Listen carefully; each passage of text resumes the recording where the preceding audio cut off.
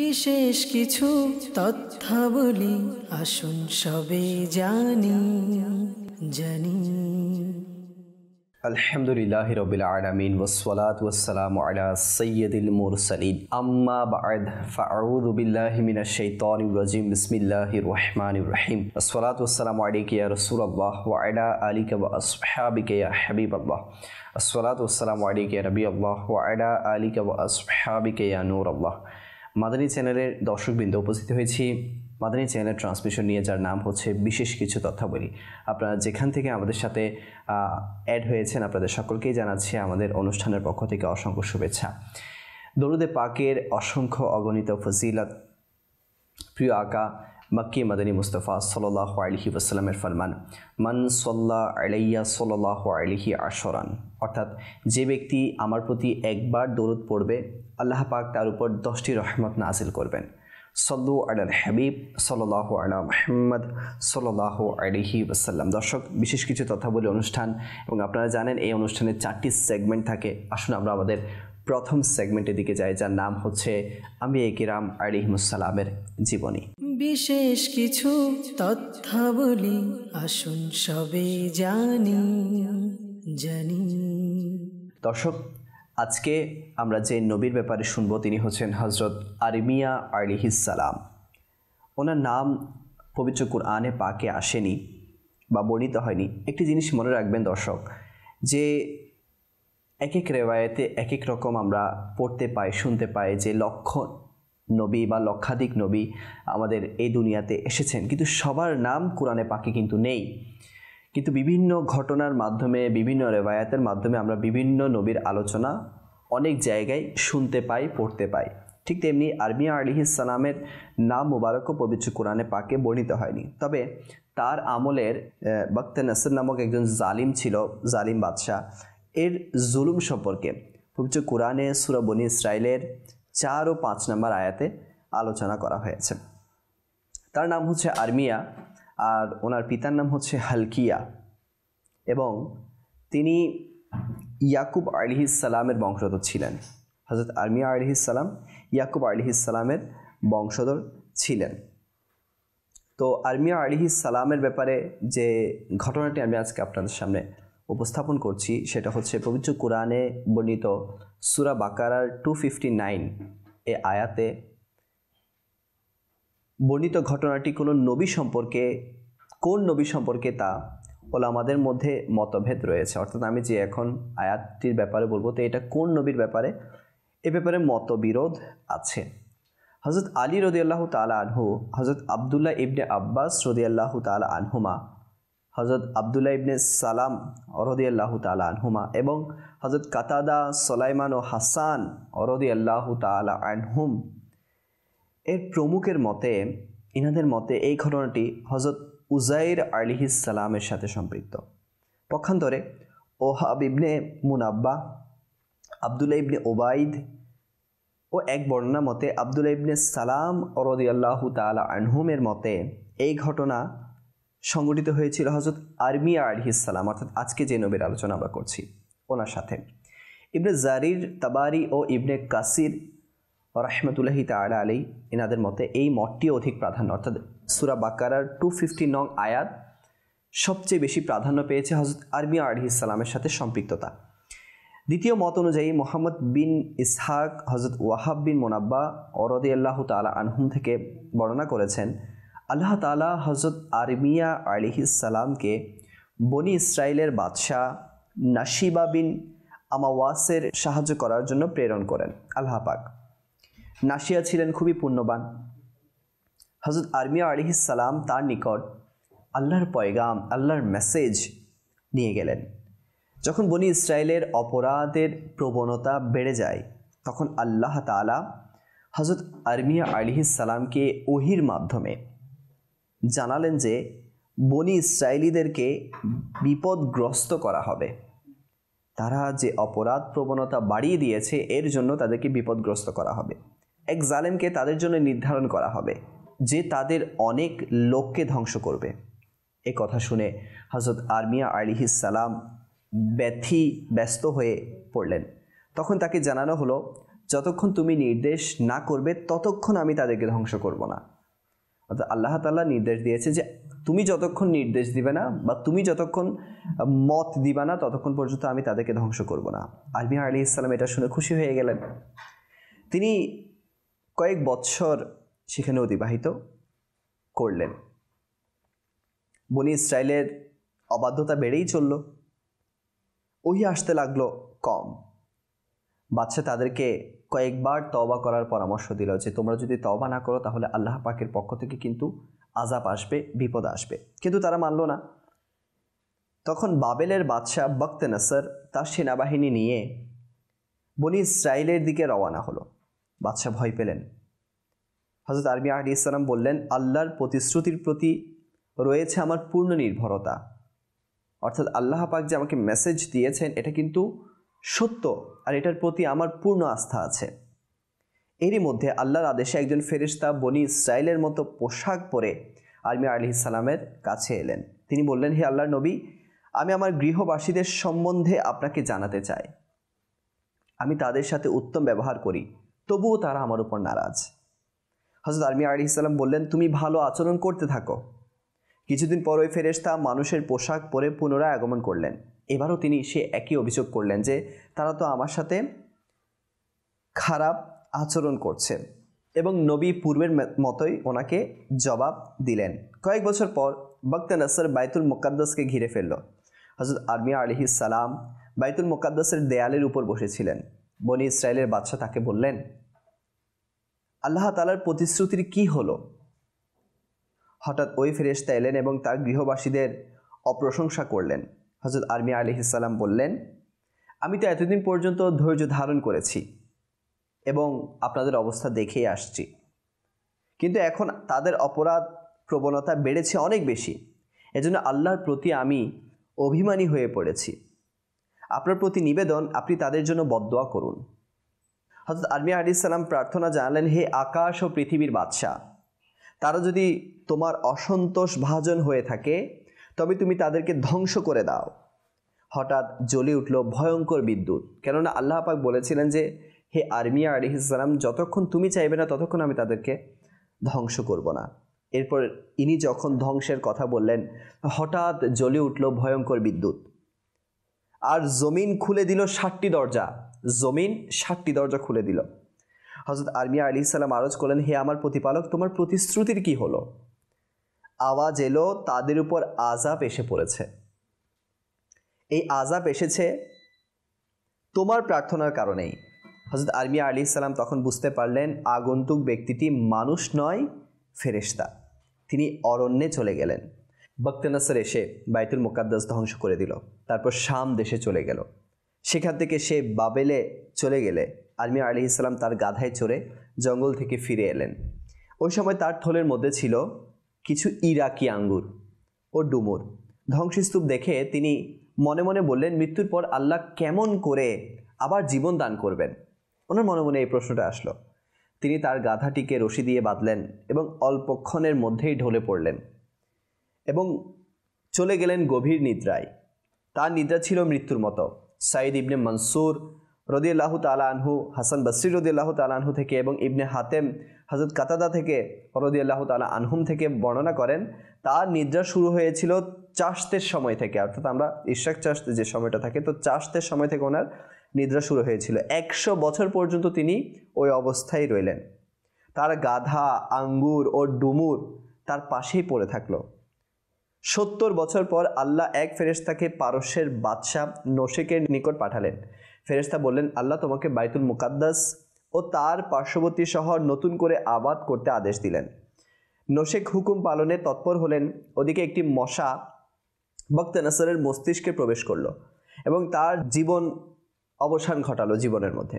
বাবেলের ইহুদিরা মুক্তি লাভ করলো। তারা ফিরে গেল বাইতুল মুকাদ্দাস ও তার পার্শ্ববর্তী এলাকায়। নগর নির্মাণের কাজ চলল 30 বছর ধরে। এ সময় হযরত আরমিয়া আলাইহিস সালাম পুনর্জীবিত হলেন। সূর্য তখন অস্তমিত প্রায়।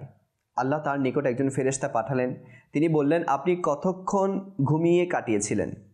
অস্তাচলের দিকে চেয়ে তিনি বললেন, একদিন। বরং পুরো একদিনও নয়।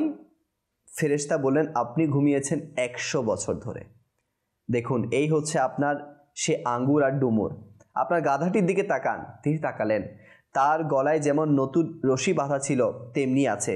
কেউ কেউ বলেছেন গাধাটি মরেই গিয়েছিল, অন্তিচর্ম সব মিশে গিয়েছিল মাটিতে। আল্লাহর ইচ্ছা ছিল হযরত আরমিয়া আলাইহিস সালামের দৃষ্টির সামনে গাধাটি জীবিত হোক, তাই হুকুম হয়েছে তাকাও। গাধাটি মরে মাটির সাথে মিশে গিয়েছিল, কিন্তু হযরত আরমিয়া আলাইহিস সালামের শরীর ছিল অক্ষত। নবীদের শরীর অক্ষতই থাকে। হাদিস শরীফে এসেছে যে নবীদের শরীর গ্রাস করা জমিনের জন্য হারাম করে দেয়া হয়েছে।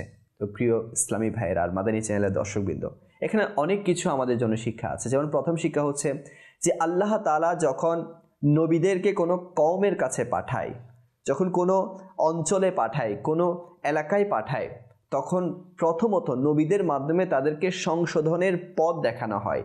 অর্থাৎ যখন কোনো নবী কোনো এলাকায় যায়, তখন ওই এলাকার মানুষদের অবাধ্যতার খবর এটা নবীরা জেনে যায়, এবং আল্লাহ পাকের পক্ষ থেকে কিন্তু তারা জেনেও যায় যে এরা যদি না শুধরায় তাহলে কিন্তু এদের উপর কঠিন বিপদ নেমে আসবে। কিন্তু নবীরা এই মেসেজটা দেওয়ার পরেও অনেক নবী বিদ্বেষীরা, অনেক গুস্তাখে রসুলরা তারা তাদের সেই পাপাচারের মধ্যে লিপ্তই থাকে।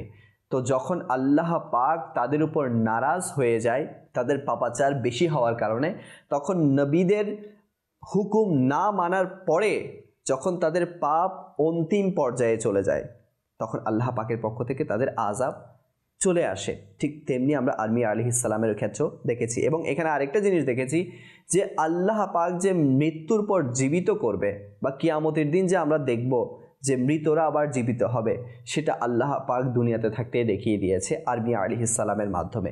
এবং আরেকটা জিনিস যেটা আমরা আকীদার বিষয়ে প্রকাশ পাই, সেটা হচ্ছে নবী এবং রাসূল ইনারা তো আছেনই, ইনাদের শরীর তো মাটি ভক্ষণ করতে পারবেই না, বরং যারা আল্লাহ পাকের সলেহীন বান্দা, নেক বান্দা, আল্লাহ পাকের ইবাদত ও রিয়াজত করতে করতে দুনিয়া থেকে বিদায় নিয়েছে, আল্লাহ পাককে সন্তুষ্ট করে নিয়েছে দুনিয়াতে থাকতে, তাদের শরীরও মাটি ভক্ষণ করতে পারবে না।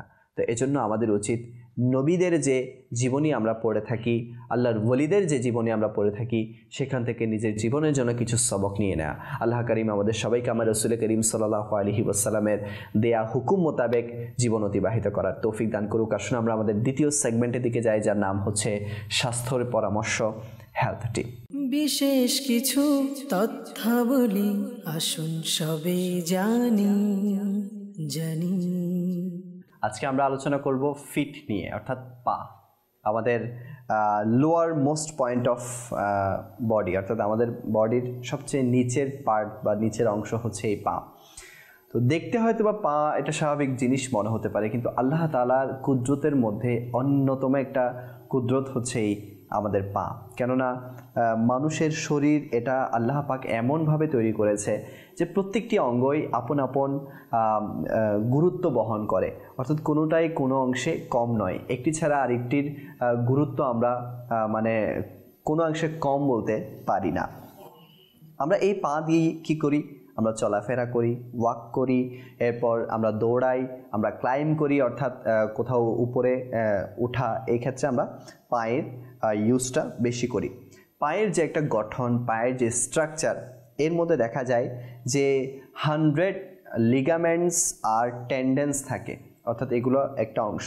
তো এই টেন্ডেন্স আর লিগামেন্টস মানে কি? টেন্ডেন্স তাকে বলা হয় যেটা মাসেলস আর বোনসকে সংযুক্ত করে, যেমন একটা নাট বল্টু টাইপের যেটা থাকে যে দুইটা লোহাকে সংযুক্ত করে দেয়, ঠিক তেমনি টেন্ডেন্স যেটা থাকে সেটা পায়ের স্ট্রাকচারের মধ্যে মাসেলস আর বোনসের মধ্যে সংযোগ স্থল তৈরি করে। আর লিগামেন্টস হচ্ছে বোনসের সাথে বোনসের সংযোগ স্থল, এটাকে লিগামেন্টস বলা হয়। তো এরকম 100 টেন্ডেন্স অ্যান্ড লিগামেন্টস আমাদের পায়ের স্ট্রাকচারের মধ্যে থাকে। পা আসলে হাতের মতোই, হাতের গঠন আর পায়ের গঠন প্রায় সেম, কিন্তু হাতের চাইতে পা পুরো শরীরের যে একটা ওজন, পুরো শরীরের যে একটা ওয়েট, এটাকে বহন করে পা। এজন্য আমরা পাকে খুব কমই নড়াচড়া বা ফ্রিলি খুব কমই নড়াচড়া করতে পারি। হাতকে যেভাবে আমরা ফ্রিলি নড়াচড়া করতে পারি, ঠিক পাটাকে ওভাবে করতে পারি না। মানুষের হাত খোলা থাকে, অর্থাৎ আমরা যখন এখন চলতেছি, আমরা যদি হাঁটি তাহলে আমাদের হাতগুলো খোলা অর্থাৎ ফ্রি, এবং পাগুলো চলতে থাকে। কিন্তু অন্যান্য যে প্রাণীগুলো আছে এদের হাতও বন্ধ, পাও বন্ধ, অর্থাৎ তাদের চারোটাই অঙ্গগুলো কোথায় থাকে? মাটির দিকে থাকে, চারোটাই তাকে ইউজ করতে হয়। আমরা চলতে চলতে পা দিয়ে চলতে চলতে অনেকগুলো কাজ করে ফেলতে পারি, এরপর বিভিন্ন জায়গায় যেতে পারি এবং মোবাইলে ইউজ করে করে আমরা অনেক কাজ করে ফেলতে পারি। কিন্তু মনে রাখবেন, চলতে চলতে মোবাইলে যাতে ইউজ না করা হয়, মোবাইলের যে কার্যপ্রণালীগুলো আছে এগুলো যাতে আমরা সম্পাদন না করি, কারণ অনেক সময় দেখা যায় যে অসতর্কতার কারণে আমাদের বিভিন্ন অ্যাক্সিডেন্ট হওয়ার সম্ভাবনা থাকে। মনে রাখবেন, ওভারওয়ার্কড পার্ট হচ্ছে আমাদের ফিট, অর্থাৎ সবচেয়ে বেশি যে কাজটা শরীরের মধ্যে করে সেটা হচ্ছে পা। আমরা দিনে কমপক্ষে 8,000 থেকে 10,000 কদম চলি, কমপক্ষে। এটা দিনে 8,000 থেকে 10,000 কদম, অর্থাৎ এক কদম দিলে এটাকে একবার কাউন্ট করা হয়, তো এভাবে 8 থেকে 10,000 কদম আমরা চলি। তো রিসার্চাররা রিসার্চ করেছে, যদি একটা মানুষের যেমন একটা আনুমানিক বা অ্যাভারেজ গড় আয়ু হিসাব করে যদি কোনো একটা মানুষের পুরো বছরের কদমকে হিসাব করা হয়, তাহলে বের করা হয়েছে যে এই কদম দ্বারা সে পুরো দুনিয়া 4 বার চক্কর দিতে পারবে, পুরো দুনিয়া 4 বার চক্কর দিতে পারবে, এতগুলো কদম সে হাঁটে। তো বলা হচ্ছে পায়ের মধ্যে সুড়সুড়ি এটা একটু বেশি থাকে, আর এটা থাকাটাও স্বাভাবিক এবং থাকাটা ভালো। কারো পায়ের মধ্যে যদি সুড়সুড়ি ভাব না থাকে তাহলে কিন্তু তার অনেকগুলো কাজের মধ্যে ক্ষতি সাধন হতে পারে বা ব্যাঘাত ঘটতে পারে, এজন্য ডাক্তারের পরামর্শ অবশ্যই গ্রহণ করতে হবে। রিসার্চাররা বলেছে প্রতি 30 সেকেন্ডে ডায়াবেটিসের কারণে একজনের পা কেটে ফেলা হয় দুনিয়ার মধ্যে। তো এজন্য পা এমন একটা নিয়ামত যেটা আবার অনেক রোগের সম্মুখীন হলে কেটেও ফেলতে হয়। জি হ্যাঁ, ডায়াবেটিস এমন একটি রোগ যেটার কারণে বিভিন্ন সময় পা কেটে ফেলতে হচ্ছে। তো আপনাকে শরীরের যত্ন নিতে হবে যাতে চিনির প্রভাব বেড়ে না যায় এবং এই রোগটা আপনার শরীরের মধ্যে প্রবেশ না করে, কারণ এই রোগটা যখন প্রবেশ করবে শুধু পা কেন, বিভিন্ন জায়গার মধ্যে ব্যাঘাত ঘটাতে পারে এবং বিভিন্ন সমস্যার মানে কি বলবো, দরজা হচ্ছে এই রোগ। অর্থাৎ এই দরজাটা যখন খুলে যায় অন্যান্য অনেক রোগের বিস্তার লাভ করতে শুরু করে। এবং পায়ের নখ, পায়ের আঙ্গুল এগুলো সবসময় খেয়াল রাখবেন। যেমন শীতকালে পাকে একটু আমরা কম গুরুত্ব দিই, তো সেখানে আপনার যে শীতকালীন যে ক্রিমগুলো আছে সেখানে একটু মাসাজ করা উচিত যাতে পার বডিটা ফিট থাকে। অনেক সময় আমরা নখ কাটি, তো ওখানে অনেক সময় দেখা যায় যে পায়ের আঙ্গুলের ভেতরে ভেতরে ময়লাগুলো পরিষ্কার করতে গিয়ে আমরা একটু বেশি ওখানে ভেতরে আমাদের যে নেইল কাটার বলেন বা যা দিয়ে আমরা নখটা পরিষ্কার করি সেখানে একটু ভেতর বেশি আমরা প্রবেশ করিয়ে দিই। অনেক সময় দেখা যায় এখান থেকে আমাদের জখম সৃষ্টি হয়, জখম থেকে ইনফেকশন হয়, ইনফেকশন থেকে অবশেষে আঙ্গুল পর্যন্ত কেটে ফেলতে হয়। তো এজন্য দাঁত থাকতে দাঁতের মর্যাদা দেয়া একটা প্রবাদ আছে। তো এজন্য আমরা পা থাকতে পায়ের মর্যাদা দিই, পাকে ভালোভাবে যত্ন নেই, পায়ের যথাযথ যত্ন নিয়ে এই পাটাকে সুস্থ রাখি। ইনশাআল্লাহ আমার পা সুস্থ থাকলে শরীরের অন্যান্য কাজগুলো আসানির সাথে হয়ে যাবে। আজকে আমরা শুনলাম পায়ের কিছু অংশ নিয়ে। আল্লাহ তাআলা আমাদের সবাইকে আল্লাহ পাকের এই নিয়ামতগুলোর কদর করার এবং এগুলোর খেয়াল রাখার তৌফিক দান করুন। দর্শক, আসুন আমরা আমাদের তৃতীয় সেগমেন্ট শুরু করি, যার নাম হচ্ছে কিতাবের বিবরণী। এবং আজকে আমার সামনে খুবই সুন্দর একটি কিতাব আছে যার নাম হচ্ছে যেমন কর্ম তেমন ফল। বিশেষ কিছু তথ্যাবলী আসুন সবে জানি। এটা উপস্থাপনা করেছে আল মাদিনাতুল ইলমিয়া মজলিস এবং প্রকাশ করেছে আমাদের মাকতাবাতুল মদিনা, এবং এর টোটাল যে পেজ সংখ্যা তা হচ্ছে 112, অর্থাৎ 112। তো আসুন আমরা এই কিতাব থেকে কিছু মাদানী ফুল হাসিল করি, দেখি এই কিতাবে আমাদের জন্য কি দরস আছে। এখানে একটি ঘটনা এভাবে এসেছে যে হযরত মাওলানা জালালউদ্দিন রুমি রাহমাতুল্লাহি তাআলা আলাইহি মসনবী শরীফে একটি শিক্ষণীয় ঘটনা লিখেছেন। মাটি খাওয়ার শৌখিন এক ব্যক্তি একবার দোকান থেকে চিনি ক্রয় করার জন্য গেল। তখন দোকানদার বলল, আমার বাটখারাগুলো যা দ্বারা আমি ওজনকে মাপি বা ওজন পরিমাপ করা হয় এগুলো হচ্ছে মাটির তৈরি। যেমন আমরা 1 কেজি 2 কেজি 5 কেজি যে শিল এখন ব্যবহার করা হয়, ওনার কাছে জিনিস হলো মাটির শিল। তো যদি সম্মত হও তবে এতেই আমি ওজন দিতে পারবো। তো যিনি গ্রাহক ছিলেন উনি বলছে, আমার চিনির প্রয়োজন, আপনি যে কোনো কিছু দিয়ে আমাকে ওজন করে দিন। এদিকে দোকানদার চিনি আনার জন্য দোকানের ভেতর গেল, আর এদিকে মাটি খাওয়ার শৌখিন গ্রাহক, অর্থাৎ তিনি মাটি খাওয়ার তার মধ্যে একটা প্রবণতা ছিল, মাটি খেয়ে ফেলতো। এখন মাটি খাওয়ার শৌখিন গ্রাহক মাটির বাটখারা চাটতে শুরু করলো। পাশাপাশি সে ভয়ও রয়েছে দোকানদার যাতে বুঝতে না পারে আর মানে আমাকে যাতে দেখে না ফেলে যে আমি তার ক্ষতি করছি। এদিকে দোকানদার তাকে মাটি খেতে দেখে নিয়েছিল আর সে ইচ্ছা করেই চিনি আনতে দেরি করছিল। মূর্খ ব্যক্তি যতই মাটি খাবে ততই বাটখারার ওজন কমে যাবে, আর সে চিনিও কম পরিমাণে পাবে। যখন ঘরে গিয়ে সে চিনি ওজন করবে তখন সে জানতে পারবে যে আসলে সে নিজেরই ক্ষতি করে এসেছে। অর্থাৎ যে এগুলা দিয়ে, যে বাটখারাগুলো দিয়ে মাপা হবে, এগুলো সে যদি চাটে তাহলে এগুলো ওজন তো আস্তে আস্তে কী হয়ে যাবে, কমে যাবে। এখন সে মনে করতেছে এগুলো 1 কেজির শিল, এখন হয়ে গেছে আধা কেজি, কিন্তু সে চিনির দাম দিয়েছে 1 কেজি, ঘরে গিয়ে দেখবে আধা কেজি। তো এজন্যই বলা হয় যেমন কর্ম তেমন ফল, যে যেমন করবে তাকে তেমন ভোগ করতে হবে। আর বিভাষায় বলা হয় যে কামা তাদিনু তুদান, এবং ইংরেজিতে এটাকে বলা হয় as you sow shall you reap, যেমন কর্ম তেমন ফল। এরপর আরেকটি ঘটনা এখানে এভাবে এসেছে। আরওয়া নামক এক মহিলা হযরত সাইয়েদুনা সাঈদ বিন যায়েদ রাদিয়াল্লাহু তাআলা আনহু এর ঘরের কিছু অংশ নিয়ে ঝগড়া করলো। তিনি রাদিয়াল্লাহু তাআলা আনহু বললেন, এই জমিন তাকে দিয়ে দাও। আমি রাসূলুল্লাহ সাল্লাল্লাহু আলাইহি ওয়াসাল্লামকে ইরশাদ করতে শুনেছি, যে ব্যক্তি 1 বিঘা জমিনও অন্যায়ভাবে নেয়, কিয়ামতের দিন তার গলায় 7 জমিনের শিকল পরিয়ে দেওয়া হবে। এরপর তিনি দোয়া করলেন, হে আল্লাহ পাক, যদি এই মহিলাটি মিথ্যুক হয় তবে তাকে অন্ধ করে দাও আর তার কবর এই স্থানেই করে দাও। বর্ণনাকারী বলেন, সে মহিলা অন্ধ হয়ে গিয়েছিল, দেয়াল হাতড়িয়ে হাতড়িয়ে চলতো এবং বলতো, আমার সাঈদ বিন যায়েদের বদদোয়া লেগেছে। অবশেষে একদিন ঘরে চলতে গিয়ে কূপে পড়ে গেল এবং সেখানে কূপেই তার কবর হয়ে গেল। প্রসিদ্ধ মুফাসসির হাকিমুল উম্মত হযরত মুফতি আহমদ ইয়ার খান রাহমাতুল্লাহি তাআলা আলাইহি উনি লিখেন যে জমিনে 7টি স্তর উপরে নিচে রয়েছে। কেবল 7টি দেশ নয়, প্রথমে তো এই দখলকারীকে জমিনের 7 স্তরের শিকল পরানো হবে, অতঃপর তাকে জমিনে ধসিয়ে নেওয়া হবে বা দেয়া হবে। সুতরাং যেসব হাদিস শরীফে বর্ণিত আছে তাকে জমিনে ধসিয়ে দেয়া হবে, যে হাদিসসমূহ এই হাদিসের বিপরীত নয়। আল্লাহ পাক এই দখলকারীর ঘাড় এতই লম্বা করে দিবেন যে এত বড় হাসুলি অর্থাৎ গলার অলংকার বিশেষ তার গলায় ফিট হয়ে যাবে। জানা গেল জমি দখল করা অন্যান্য দখল থেকে কঠিনতর। এজন্য যারা আজকে নিজের আত্মীয় স্বজন, ভাই বোনের, স্ত্রী সন্তানের জমি বা জায়গা সম্পত্তি এগুলো মেরে খায় বা আত্মসাৎ করে নেয়, তাহলে তাদের জন্য এখানে ভয়ের বিষয় যে যেমন কর্ম তেমন ফল, যে যেমন করবে তার জন্য তেমন রেজাল্ট ওয়েট করছে।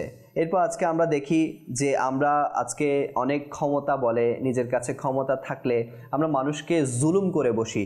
যেমন কেউ যদি আমার চাইতে ক্ষমতার দিক দিয়ে একটু নিচু হয় বা কেউ যদি লো শ্রেণীর মানুষ হয়, তার সাথে আমরা জুলুম করি বা তাকে আমরা তার সম্পদ, তার হক এগুলো আমরা নষ্ট করি বসি।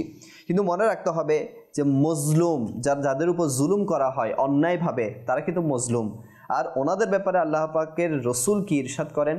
নবী রহমত শফি উম্মত হুজুর নূর সাল্লাল্লাহু তাআলা আলাইহি ওয়াসাল্লাম ইরশাদ করেন, অত্যাচারিতের অর্থাৎ মজলুমের বদদোয়া থেকে বেঁচে থাকো, যদিও বা সে কাফেরই হোক না কেন, কেননা তার সামনে কোনো প্রতিবন্ধক থাকে না। বুখারী শরীফের ব্যাখ্যাকারী আল্লামা আবুল হাসান আলী বিন খলফ কুরতুবী রহমাতুল্লাহি তাআলা আলাইহি শরহে বুখারীতে লিখেন, অত্যাচার প্রত্যেক শরীয়তেই হারাম ছিল। অর্থাৎ অত্যাচার এটা শুধু ইসলামে নয়, প্রত্যেক শরীয়তেই হারাম ছিল। হাদিসে পাকে বর্ণিত রয়েছে, অত্যাচারিতের মজলুমের দোয়া রদ করা হয় না, যদিও বা সে কাফের হোক না কেন। এই হাদিসের অর্থ হলো, আল্লাহ পাক যেভাবে মুমিনের প্রতি অত্যাচার করাতে অসন্তুষ্ট হন, তেমনিভাবে কাফেরের প্রতি অত্যাচার করাতেও অসন্তুষ্ট হন। প্রিয় ইসলামী ভাইয়েরা, আজ আমরা যারা ক্ষমতা বলে অপরের উপর অত্যাচার করে বসি, ক্ষমতা বলে কারো গায়ের উপর হাত তুলে বসি, ক্ষমতা বলে কারো হককে বিনষ্ট করে দেই, ক্ষমতা বলে কারো জমিকে আমরা আত্মসাৎ করে বসি, তাদের একটু চিন্তা করা উচিত যে নবী রহমত সাল্লাল্লাহু আলাইহি ওয়াসাল্লাম ইরশাদ করেছেন যে যারা মজলুম হয়ে থাকে, যাদের উপর অন্যায়ভাবে অত্যাচার করা হয়, তারা যখন হাত তুলে বদদোয়া করে, তারা যখন আল্লাহ পাকের কাছে নালিশ করে, আল্লাহ পাক তাদের সেই বদদোয়া এবং নালিশকে কবুল করে নেয় এবং যা বদদোয়া করেছে, যার বিরুদ্ধে করেছে, তাকে এমনভাবে ধ্বংস করে দেয় যে তার আর কোনো কুল কিনারা পাওয়া যায় না। এখানে কিন্তু বলা হয়েছে যে শুধু মুসলমানের বদদোয়া নয়, সেটা যদি কাফিরও হয় তাহলে তার বদদোয়া আল্লাহ তাআলা কবুল করে নেয়। এখন এটা কত ভয়ের বিষয় যে আমাদেরকে মুসলিম যারা আছে এদের বদদোয়া থেকে বাঁচা। তো এদের বদদোয়াই কেন নিব আর এদেরকে জুলুমই কেন করব? তো এজন্য আমাদের উচিত যে প্রত্যেকটি মানুষের সাথে ভালোভাবে বিহেভ করা এবং যার যার অবস্থান যেরকম তার সাথে সেভাবেই সাক্ষাৎ করা বা তার সাথে সেভাবেই পেশ হওয়া, অর্থাৎ তার সাথে সেভাবেই মেলামেশা করা, তাকে তার যতটুকু হক সেটা বুঝিয়ে দেওয়া এবং যতটুকু আমার দ্বারা সম্ভব তার সাথে সদাচরণ করা। তো এজন্য আমি নিজেই তার হক বিনষ্ট করা থেকে বেঁচে থাকব এবং তার বদদুয়া থেকে বেঁচে থাকব। এবং কিতাবের মধ্যে তো এটাও এসেছে যে আমরা যাতে কোনো প্রাণীকে পর্যন্ত হত্যা বা অন্যায়ভাবে জুলুম না করি, কোনো প্রাণীকে, কেননা প্রাণীদের বাকশক্তি আছে হয়তো বা সেটা আমরা বুঝতে পারছি না। আল্লাহ পাক তো প্রত্যেকটা মাখলুকের যে কথা বা তাদের নিজস্ব ভাষা এটা তো বুঝতে পারে। এখন আমরা যদি কোনো প্রাণীকে অন্যায়ভাবে জুলুম করে বসি তাহলে সেটার ফল আমি পেয়ে যাব। এজন্য যেমন কর্ম তেমন ফল, as you sow shall you রিপ।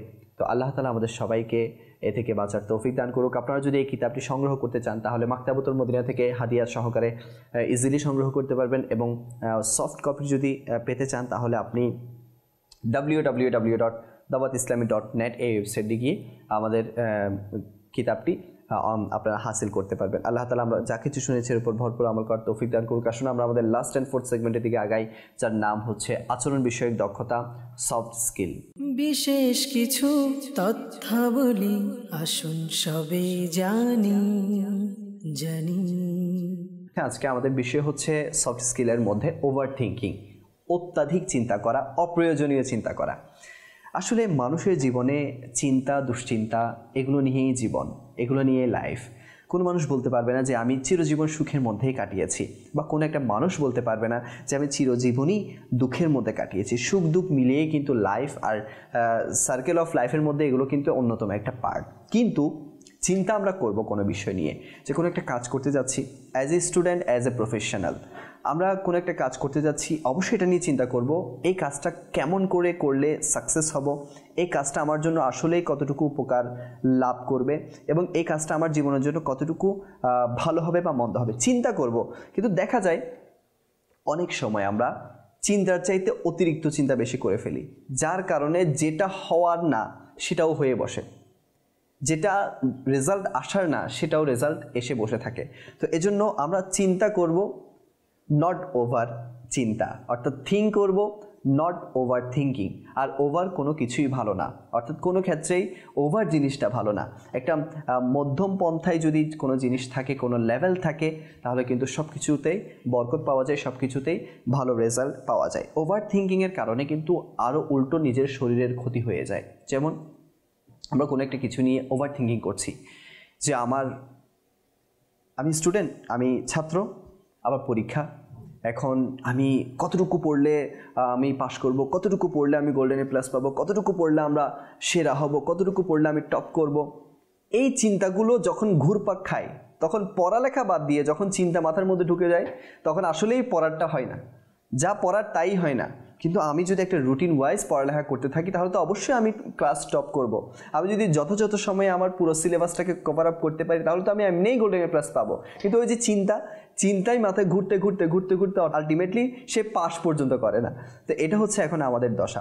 এবং একটা বিজনেসম্যান যখন কোনো একটা বিজনেস করতে চায় তখন সে ব্যবসা শুরু করার আগে লাভ লস হিসাব করে ফেলে, যে আমার লাভ হবে না লস হবে, কতটুকু লস হবে, না আমার দ্বারা এটিকে হবে না, আমি যদি বেশি লস খেয়ে যাই। অর্থাৎ ওভার থিঙ্কিংয়ের কারণে সে ব্যবসায়ী নামতে পারে না। তো এই জন্য ওভার থিঙ্কিং জিনিসটা এমন যেটা অনেক কাজকে মানুষ থেকে প্রতিবন্ধক হয়ে দাঁড়াচ্ছে আজ। এবং ওভার থিঙ্কিংয়ের কারণে, বেশি চিন্তা করার কারণে আজ আমাদের মধ্যে স্ট্রেস বলেন, ডিপ্রেশন বলেন এবং আমাদের বিভিন্ন শারীরিক রোগ কিন্তু দেখা দিচ্ছে। যেমন টেনশনের কারণে, ওভার থিঙ্কিংয়ের কারণে আমরা কিন্তু রাতে ঘুমোতে পারি না। ওভার থিঙ্কিং যে আমার কালকে কি হবে, আমার এতগুলো সম্পত্তির কি হবে, আমার টাকা পয়সার কি হবে, হ্যাঁ আমার ব্যাংক ব্যালেন্সের কি হবে, আমার কলকারখানার কাজগুলো বন্ধ হয়ে গেলে কি হবে, অর্থাৎ যা না হওয়ার তা নিয়ে আমরা চিন্তা করতে করতে পুরো রাতের ঘুমকে আমরা হারাম করে দেয়। এই কারণে আমাদের রাতের ঘুম প্রপার না হওয়ার কারণে আমাদের অনেকগুলো রোগ ব্যাধির দরজা কিন্তু খুলে যায়। এই জন্য বলবো যে থিঙ্ক করব, নট ওভার থিঙ্ক। এবং ওভার থিঙ্কিংয়ের কারণে যে প্রবলেমগুলো আজ আমাদের সমাজে দেখা দিয়েছে সেগুলোর কারণে কিন্তু আরও বেশি দুশ্চিন্তায় আমরা অপর মানুষকে ফেলে দিই। যেমন আমি ওভার থিঙ্কিং করতে করতে কিন্তু আমার নিজেরই ব্লাড প্রেশার লো হয়ে যাচ্ছে, আমার নিজেরই কিন্তু ডায়াবেটিসের প্রবলেম হয়ে যাচ্ছে। আচ্ছা, আরেকটা জিনিস, ডায়াবেটিসের কথা যখন আসলোই, যেমন কারো ডায়াবেটিস হয়ে গেল, এখন সে রেজাল্ট আসছে যে ওর ডায়াবেটিস ধরা পড়েছে, এখনও তার অনেক কিছু কিন্তু মানে সব কিছু ঠিক আছে, অর্থাৎ ডায়াবেটিসের কারণে একটা মানুষের যেটা হয় বা যে পর্যায়ে পর্যন্ত চলে যায় এখনও কিন্তু কিছুই হয় নাই, মাত্র ধরা পড়েছে। এখন থেকে সে ওভার থিঙ্কিং করার কারণে ওই রোগগুলা যেগুলো মানে আসবে পরে সেগুলোকে স্বাগতম জানিয়ে আগে নিয়ে আসে। তো এই জন্য ওভার থিঙ্কিং না করা উচিত। তো কোন একটা রোগ আসলে, কোন একটা আমার সাথে হয়ে গেলে অ্যাক্সিডেন্ট, বাস এটা আল্লাহ পাকের একটা মানে কি বলবো ফয়সালা হিসেবে আমরা মেনে নিই এবং এটার উপর আল্লাহ পাকের কাছে দোয়া করতে থাকি। আল্লাহ পাক চাইলে ইনশাল্লাহ শিফা দেওয়ার মালিক আল্লাহ তাআলা, রিজিক দেওয়ার মালিক আল্লাহ তাআলা, কামিয়াবি দেওয়ার মালিক আল্লাহ তাআলা। তো ওভার থিঙ্কিং কেন করবো? থিঙ্ক করবো, নট ওভার থিঙ্কিং। তো এই জন্য মাথার মধ্যে এই খারাপ দুশ্চিন্তা না দিয়ে আমরা এমন এমন চিন্তা দিতে পারি যেগুলো আমাদের আখিরাতকে সুন্দর করবে। জি হ্যাঁ, আমরা নামাজ কিভাবে পড়বো, নামাজ কম পড়ছি বেশি কিভাবে পড়বো, এটা নিয়ে ওভার থিঙ্ক করি। আমরা রোজা ছেড়ে দিয়েছি, এগুলোকে কিভাবে কভার আপ করবো, আমার আখলাক কিভাবে সুন্দর করবো, এগুলো নিয়ে ওভার থিঙ্কিং করবো। জান্নাতকে কিভাবে আমি হাসিল করব সেটা নিয়ে ওভার থিঙ্ক করবো। কবরকে কিভাবে সুসজ্জিত করব সেটা নিয়ে আমি ওভার থিঙ্ক করবো। আমি কিতাব পড়বো। তো এর ফলে কি হবে, আমার অনেক দুশ্চিন্তা আমার মাথা থেকে চলে যাবে, দুনিয়াবি পেরেশানি আমার মাথা থেকে চলে যাবে। ইনশাল্লাহ আমরা আখিরাতমুখী হতে পারবো। তো এই জন্য ওভার কোনো কিছুই ভালো না, ওভার থিঙ্কিংও আমাদের লাইফের জন্য সুফল বয়ে আনে না। তো আল্লাহ তাআলা আমাদের সবাইকে ওভার থিঙ্কিং থেকে হেফাজত করুক, নেগেটিভ থিঙ্ক থেকে হেফাজত করুক। জি হ্যাঁ, এখন আমরা ওভার থিঙ্ক তো করি নেগেটিভ থিঙ্কও বেশি করে ফেলি, অর্থাৎ পজিটিভের চাইতে নেগেটিভ বিষয়গুলোকে আমরা বেশি প্রাধান্য দিয়ে থাকি। তো এই জন্য নেগেটিভ থিঙ্ক থেকেও বাঁচতে হবে। আল্লাহ তাআলা আমাদের সবাইকে বোঝার তৌফিক দান করুক, আমল করার তৌফিক দান করুক। আপনারা দেখেছেন অনুষ্ঠান বিশেষ কিছু তথ্যাবলী, আজকে এখানেই শেষ করছি। ইনশাআল্লাহ পরবর্তী এপিসোডে আপনাদের সাথে আবারও দেখা হবে। সল্লু আলাল হাবিব সাল্লাল্লাহু তাআলা আলা মুহাম্মদ সাল্লাল্লাহু তাআলা আলাইহি ওয়াসাল্লাম। বিশেষ কিছু তথ্যাবলী আসুন সবে জানি।